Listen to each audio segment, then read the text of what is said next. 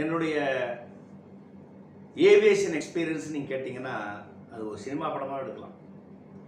ஏன்னா நான் 1976 ஜனவரி 21 fire operator join பண்ணுறேன். அது வரைக்கும் ஏர்போர்ட் ஏவியேஷன் எனக்கு ஒன்றுமே தெரியாது.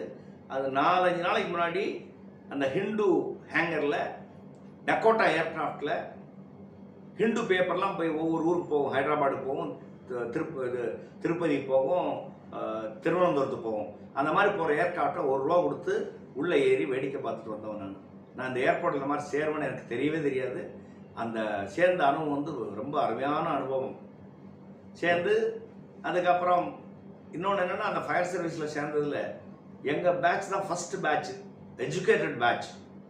அது வரைக்கும் ஃபயர் சர்வீஸ்காரங்க யாருமே மரியாதை கொடுத்து கிடையாது. நாங்கள் சேர்ந்த பிறகுனா அந்த ஃபயர் சர்வீஸ்னால் என்னங்கிறதுக்கு ஜனங்களுக்கு புரிய வச்சோம்.